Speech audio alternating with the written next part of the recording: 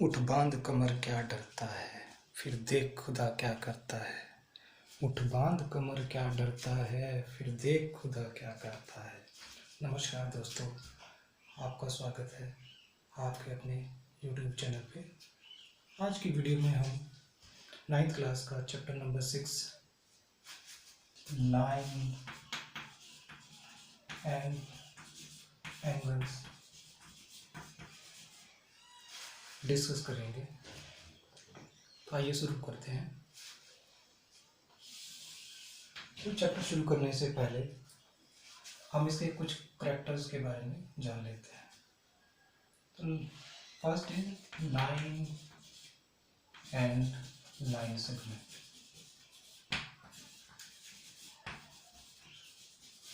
सबसे important question है कि लाइन और लाइन सेगमेंट में क्या फर्क रहता है। ठीक है, तो लाइन सेगमेंट का मतलब है this is the part of a line. कोई 2 पॉइंट्स ले लिए, this is A, this is B, इन दोनों को मिला के जो बनेगा दिस इज लाइन सेगमेंट। तो लाइन की डेफिनेशन क्या रहेगी? लाइन की डेफिनेशन क्या होती है? It is no starting point, no ending point. ठीक है, ये यहाँ भी एक्सटेंड हो सकती है, इस तरफ भी एक्सटेंड हो सकती है। Means it can extend both sides, right? So this is the definition of line and line segment. Okay, तो और कौन सी लाइन्स होती है? अब आ जाओ most popular line, that is parallel line. Parallel lines क्या होती है? Parallel lines are those lines which never meet. तो ये देखो, ये दोनों पैरेलल लाइन्स हैं। Definition, they never meet. Example, बहुत सारे एग्जाम्पल हो सकते हैं। स्टेयर्स की जो कॉर्नर होते हैं, they never meet. Banks of the river, they never meet. अच्छा, क्वेश्चन उठता है कि ये आपस में क्यों नहीं मिलती हैं? तो उसका मेन जो रीज़न रहता है, if you measure the distance between the parallel at every point it is same. यानी कि कहीं से भी इन दोनों का डिस्टेंस मेजर करेंगे तो हमेशा जो है इक्वल ही आएगा, बराबर ही आएगा। दैट्स वाई ये आपस में नहीं मिलेंगी। तो यहाँ से एक और चीज़ निकल के आती है कि अगर इसके जो एंगल है, राइट, इसके जो एंगल है वो भी क्या होने चाहिए? इक्वल होने चाहिए। अगर कोई भी एक एंगल इक्वल नहीं हुआ, अगर ये एंगल डिफरेंट हुआ, तो they meet somewhere, so it is no longer a parallel line after that. Okay, तो एंगल्स पे आ जाते हैं। एंगल्स क्या रहते हैं? Angles various type of angles भी है। राइट एंगल के बारे में सुना होगा, right angle. Okay, right angle generally 90 degree को बोलते हैं, right. Linear pair is equal to क्या होगा? सम ऑफ टू एंगल्स का सम कितना होना चाहिए? 180 डिग्री होना चाहिए, राइट। तो स्ट्रेट लाइन एंगल भी आता है, straight line angle, straight line angle. तो स्ट्रेट लाइन एंगल भी कितने के बराबर होता है? 180 डिग्री के बराबर होता है, राइट। स्ट्रेट लाइन एंगल भी होता है। Okay, obtuse angle, obtuse angle, obtuse angle छोटी क्लास में पढ़े हैं। ऑब्ट्यूज एंगल क्या होते हैं? ग्रेटर देन 90 डिग्री और less then 180 degree, right. Greater than 90 and less than 180 degree. Okay, so this is called obtuse angle. Acute angle क्या रहते हैं? acute angle which is very acute, no, acute angle which is greater than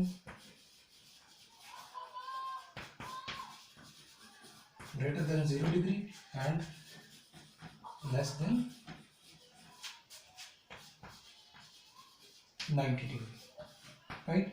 सो अभी discuss किया हमने right angle, linear pair discuss किया, फिर straight line angle, obtuse angle, acute angle discuss किया। उसके बाद भी एंगल होते हैं हमारे पास। कॉम्प्लीमेंट्री एंगल हो गया, सप्लीमेंट्री एंगल हो गया, right. So complementary angles, complementary angle, right. Complementary angle whose sum is or you can say the sum of two angles. Sum of two angles is 90 degree, right? In that way, supplementary angle. Supplementary angle, right? Supplementary angle. तो supplementary angle कौन से होंगे जिनका सम कितना होगा 180 degree होगा? तो sum of two angles is 180 degree. अच्छा, एक चीज और बताऊंगा इसमें कॉम्प्लीमेंट्री एंगल और सप्लीमेंट्री एंगल में कि these angles are complement to each other, right? Example कुछ भी ले सकते हो. सपोज करो एक एंगल हो गया 30 डिग्री, सेकंड शुड बी 60 होना चाहिए. ये पेयर में रहता है हमेशा. अगर एक 45 है तो दूसरा 45 डिग्री होगा, तभी 90 डिग्री बनेगा. In the same way supplementary angles, ये भी एक दूसरे के इक्वली रहते हैं, मीन्स एक दूसरे के साथ टाई अप करते हैं. अगर एक एंगल 120 हुआ तो सेकंड शुड बी 60, तब सप्लीमेंट्री एंगल बनेंगे, right? I hope you got it. Okay, अगले एंगल्स में आ जाओ. अगले एंगल्स क्या है? Okay, now next angles we will discuss with the help of lines. अच्छा, ये पैरेलल लाइंस है तुम लोगों की, ठीक है? ये पैरेलल लाइंस होगी, राइट? ओके, नाउ देखो, this is A, this is B, this is C, this is D, ठीक है? पैरेलल लाइंस होगी. अच्छा, इस लाइन को क्या बोलते हैं? अगर ये लाइन मैंने let it be E F, इसको क्या बोलेंगे? ये पैरेलल लाइंस होगी. ए बी को स्ट्रेट लाइन भी कह सकते हो, सी डी भी straight line. E F known as transverse line, right? क्या लाइन बोलेंगे इसको? E F is known as transversal line. Transversal line, okay? So E F is the transversal line. अच्छा, okay, अब एंगल्स डिस्कस करेंगे. Let us suppose यहाँ पे कोई angle बना, ठीक है? इसको 1 दे दो, एंगल 1. ये यहाँ भी एंगल बना, इसको 2 दे दो. इसको एंगल 3, इसको एंगल 4. इसी तरह से ये एंगल 5 हो जाएगा. ये एंगल 6 का, चलिए ये 6 कर दो, ये 7 हो गया, दिस इज 8, राइट? यहाँ मैंने कुछ एंगल दे दिए, राइट? अब आ जाओ, हम क्या करेंगे इस with the help of this diagram. हम काफ़ी कुछ चीज़ें डिस्कस कर सकते हैं. सपोज करो एंगल 2 जो है एंगल 3 के बराबर है. Sorry, angle 2 is equal to angle 8.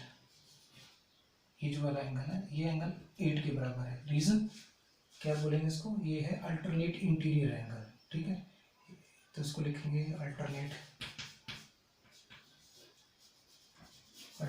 Interior angle.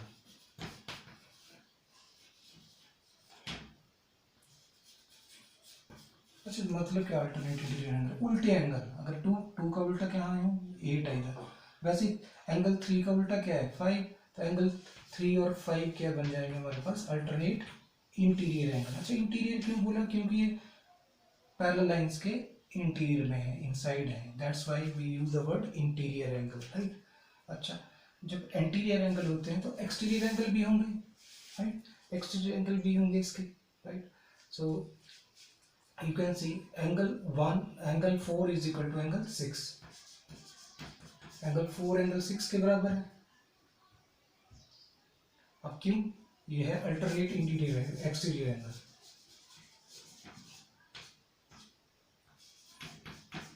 Alternate exterior angle, right? So alternate exterior angle 4 and angle 6. In that way angle 1 and angle 7. Angle 1 and angle 7 is also the same. Okay? तो ये हो गया interior angle और exterior angle के बारे में, ठीक है? ओके, अब आ जाओ. Angle 1 is equal to angle 3. Angle 1 is equal to angle 3. यहाँ देखो, angle 1 is equal to angle 3.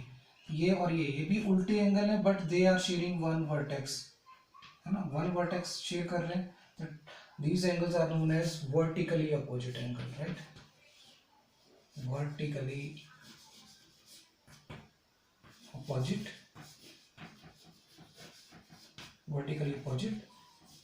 angle, right?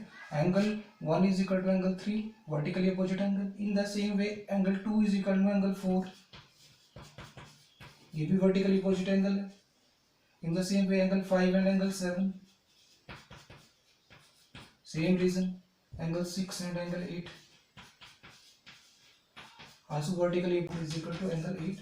In the same way, angle 1 equal to angle 5. Same way, angle 3 is equal to angle 7. Exercise के question शुरू करते हैं. Exercise 6.1 exercise में क्या बोला है कि lines A B and C D intersect at O if angle A O C plus angle B O E 70 degree दिया हुआ है और angle B O D 40 degree है. तो हमने क्या निकालना है, एंगल बी ओ ई और रिफ्लेक्स एंगल सी ओ ई निकालना है. तो डायग्राम देखेंगे, ये दिस एंगल और plus this angle is given to you that is 70 degree, right. ये एंगल इसका रिफ्लेक्स निकालना और ये एंगल हमने फाइंड आउट करना है. तो क्वेश्चन नंबर 1 सॉल्व करेंगे हमने. गिवन में क्या था, A O C angle A O C plus angle B O E is equal to 70 degree और angle B O D 40 degree के बराबर था. टू फाइंड क्या करना है, angle B O E and reflex angle C O E. अच्छा, reflex angle क्या होता है, reflex angle which is greater than 180 degree और लेस देन 360 डिग्री को बोलते हैं. चलो आज क्वेश्चन सॉल्व करते हैं, कैसे करेंगे. So procedure, next step is procedure.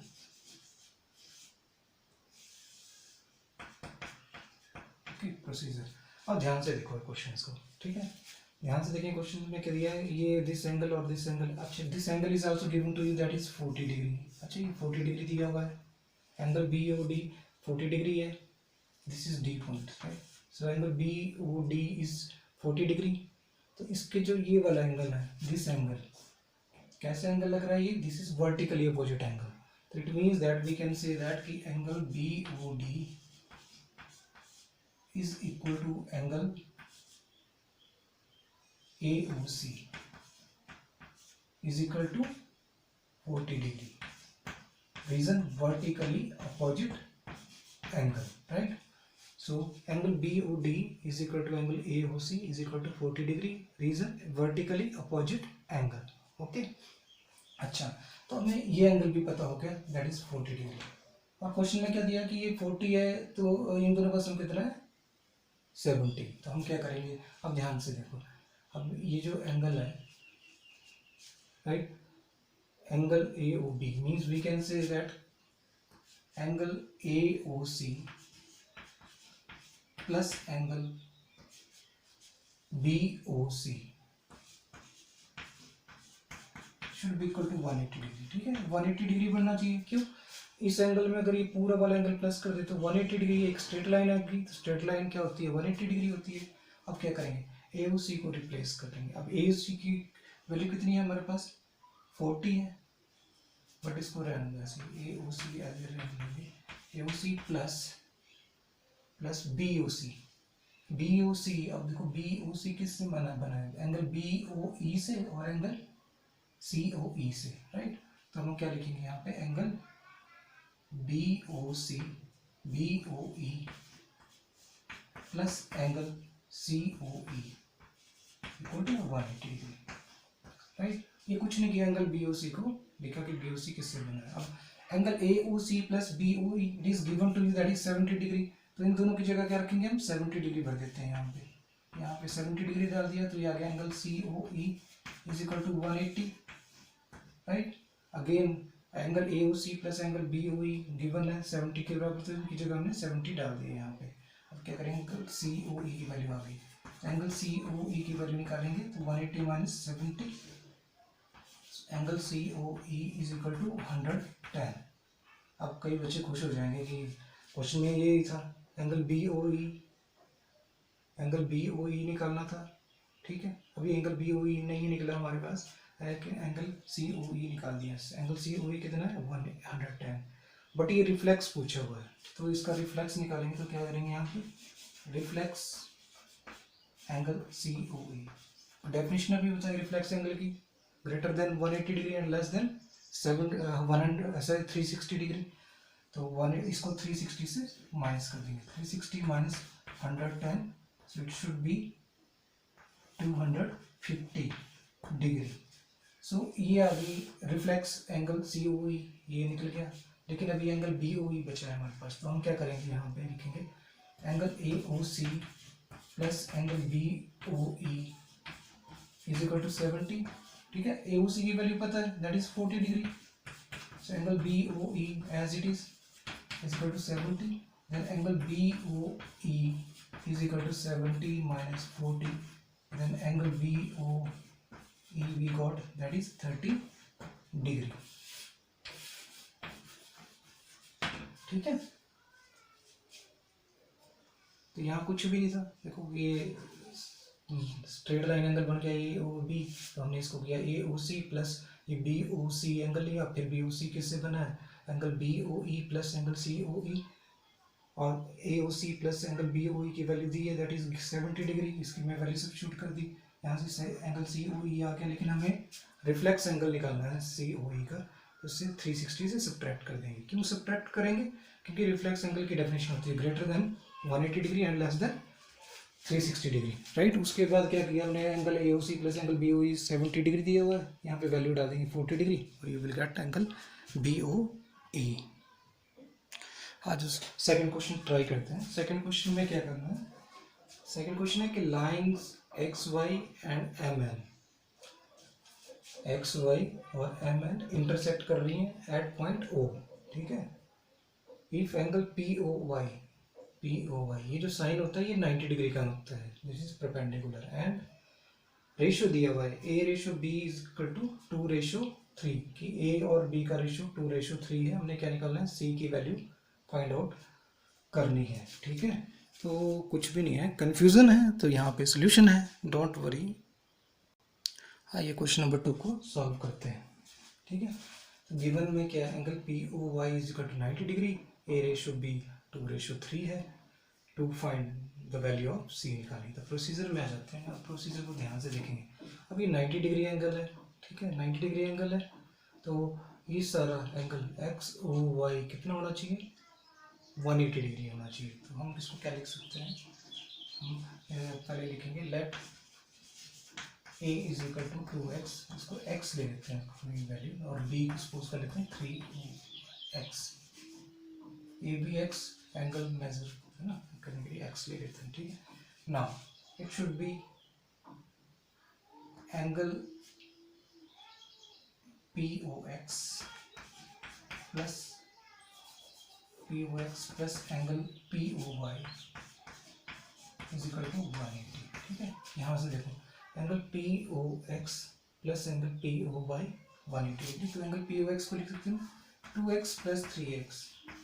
ठीक है, B की वैल्यू 3x है और A की वैल्यू 2x है, plus angle POY is already given, that is 90 degree, so I have 180, so it is 5x, it is 180 minus 90, right. So 5x is equal to 90, then x should be 90 over 5, that is 80, right. So ये x की value निकली है. ठीक है, अभी A की value नहीं निकली है, तो हम क्या करेंगे, अब A की वैल्यू निकालेंगे. तो A की वैल्यू क्या आएगी, 2 into x,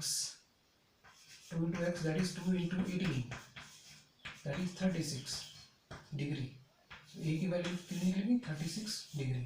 B की वैल्यू निकालेंगे, B is 3x, so 3 into 80, so it is 54 degree. So value of B is 54 degree and value of A is 36 degree.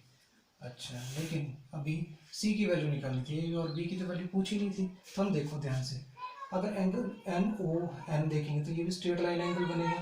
ठीक है, तो angle MON means angle MON, और you can write it as angle MOX plus angle NOX is equal to 180. Okay, so B की वैल्यू we know that angle B is 54 degree, 54 plus angle NOX is equal to 180, और NOX की जगह you can write C only, right. So C is equal to 180 minus 54, right. So subtract करेंगे, 10 में से 4 गया 6, right, 79, now 126 degree. So value of C is 126 degree. Okay. And question number 3 है. Question number 3, I hope you are enjoying, है ना, मजा आ रहा है. ज्योमेट्री के क्वेश्चन में थोड़ी सी पेशेंस रखनी पड़ती है। तभी तो कहा उठ बांध कमर क्या डरता है, फिर देख खुदा क्या करता है। कंफ्यूजन है तो सोल्यूशन भी है। ओके, तो question is angle P R Q is equal to angle P Q R. तो देखो पी आर क्यू, ये वाला एंगल पी क्यू आर के बराबर है, this angle is equal to this angle. Then prove that, prove क्या करना है कि this angle P Q S is equal to angle P R T, ये हमने प्रूव करना है। क्वेश्चन नंबर 3 को सॉल्व करते हैं। तो गिवन बना हमारे पास angle P Q R is equal to angle P R Q, ये वाला एंगल इसके बराबर है।